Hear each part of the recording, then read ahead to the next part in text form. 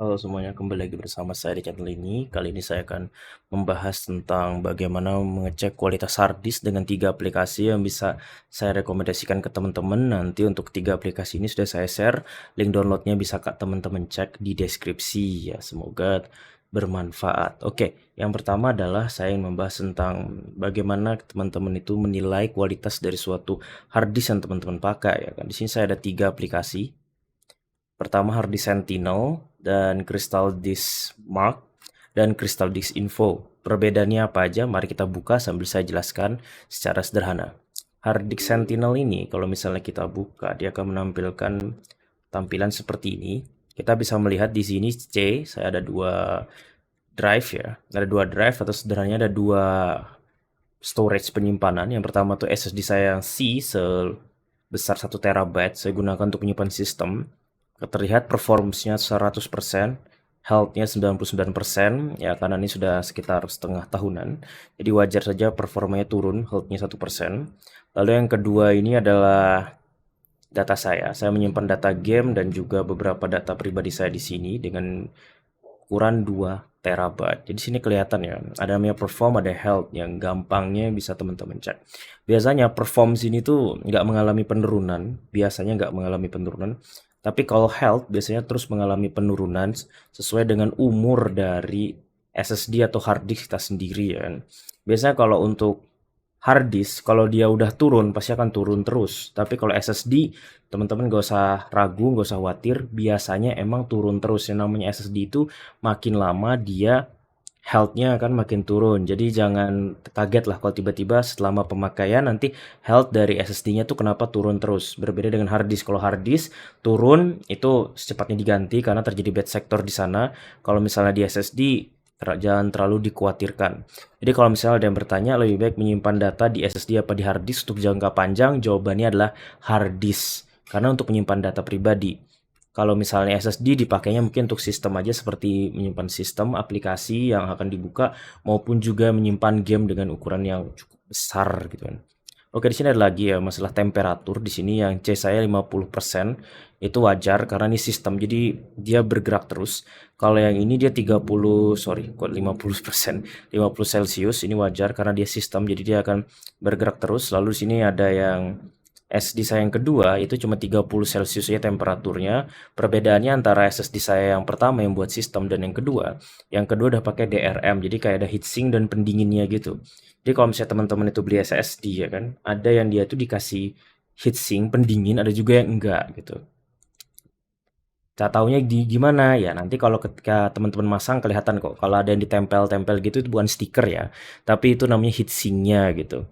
Tapi kalau misalnya saya pakai buat ngegame, karena game-game saya simpan di D, nanti dia bakal panas juga, bahkan suhunya sampai 40 hingga 50, jadi bakal sama aja.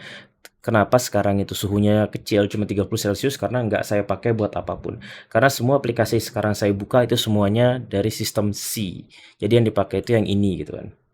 Nah, itu untuk sederhananya dari Harddisk Sentinel. Nah, kalau yang berikutnya itu adalah Crystal Disk Mark ya kan. Jadi sini tuh untuk mengecek kecepatan dan kualitas performa dari hard disk teman-teman. Jadi sini ini saya ada 2 ya, ada C dan D. Bagi teman-teman yang nanya G ini apa, G ini cuma Google Drive, jadinya nggak mungkin saya cek ya kan ini cloud yang saya gunakan. Misalnya di sini saya pakai yang C dan D aja. 34%, 69% itu adalah kapasitas yang telah digunakan. Jadi kalau tanya ini persentase apa, itu adalah kapasitas yang telah digunakan. Jadi 34% isi dari drive ini telah terisi. Kita coba ngecek performa dari yang C dulu. Oke, di sini all ya. Sebenarnya di sini tahapannya akan lumayan lama ya kan. Tapi kalau bagi teman-teman yang mungkin ingin tahu informasi sederhananya, nanti kita sambil lanjut aja. Oke. Ini kita skip aja dulu sambil nunggu performanya jalan. Itu saya ngecek yang C dari tempat saya tadi. Nah, ketika tadi saya lakukan stress test ya kan atau tes perform, tentu saja suhunya bakal nambah ya kan. Kita lihat pertambahan suhunya. Nah, ini sampai 60 Celcius, nambah kurang lebih 10 Celcius dari yang sebelumnya. Ya, itu saya anggap wajar, tapi sebenarnya ini suhu yang sangat panas sekali ya kan karena di lain sisi ini dia nggak ada heatsinknya gitu. Oke, ini masih dilakukan tes perform. Sambil menunggu itu kita akan membahas tentang yang Crystal Disk Info atau aplikasi terakhir yang bisa saya sampaikan di video kali ini. Oke, ini suara dari aplikasinya. Nah, ini dia langsung ya kan. Ini jelas banget dia akan menampilkan semua data dari history dari SSD ataupun hard disk yang akan kita gunakan dalam sistem kita. Di sini saya melihat bahwa C atau storage saya yang C, drive C, SD yang pertama yang saya pakai buat sistem itu kelihatan health statusnya. Ingat, ini aplikasi yang berbeda ya. Ini Sentinel, ini Crystal Disk Info. Mereka juga menyampaikan data yang sama-sama 99%. Dan di sini dia sama-sama menampilkan 100%. Bedanya adalah kalau di sini suhu saya kebaca 61, di sini 61 juga tadi sempat beda ya. Di sini 64, di sini 61. Tapi sekarang sama gitu kan. Karena mungkin basis mengambil datanya juga sama. Di sini sudah kelihatan ya kan total host rates ya kan. Ini yang sudah dibaca dia kurang lebih ini 16 tera ya kan. 16 tera gitu kan. Kalau di sini dia sudah digunakan untuk membaca selama 7 tera ya. Jadi ada perbedaan sebenarnya total host rate dan sinilah total dia membaca, ini menulis ya. Menulis itu sama seperti kita install, seperti kita nonton, buka apa dan lain-lain tuh jatuhnya nanti membaca. Kalau menulis ini render dan lain-lain gitu ya. Ini juga kelihatan ya untuk generasi dari SSD yang kita gunakan. Di sini saya Gen 4 ya kan, kelihatan dari X4 ya ini ya. X4 berarti dia Gen 4 dan di sini ada fitur-fitur yang diberikan oleh SSD itu sendiri. Untuk yang SSD kedua saya di sini sudah 5 TB ya, ada 5 TB dia gunakan untuk melakukan pembacaan dan 8 TB ya kan, yang dilakukan untuk menulis ya kan. Wajar banget soalnya saya render apa-apa ke situ ya kan. Di sini juga sama, di sini juga menggunakan Gen 4 juga dengan fitur yang ada. Jadi sebenarnya kalau untuk pendataan ya kan, ini sebenarnya ada selisih ya kan. Karena kalau di sini kita lihat ya kan, di sini dia malah total dia menulisnya 8. Di sini oh ya sama. Oke, di sini 7. Di sini ini 8 ya. Memang ada beberapa selisih ya. Cuman kalau misalnya dikonversikan sebenarnya sama aja ya. Karena 7,8 TB itu kurang lebih 8.100 GB.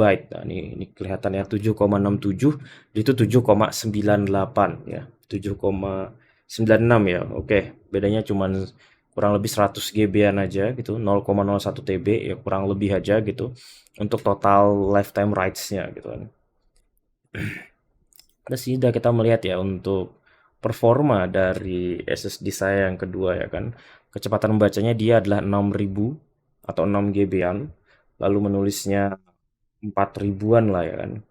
Kita stop aja ya kan, karena kebanyakan sebagian besar orang tuh yang ngecek tuh yang di atas sininya, yang atas ini aja. Yang bawahnya tuh nggak terlalu dia lihat. Coba kita bandingkan ke D.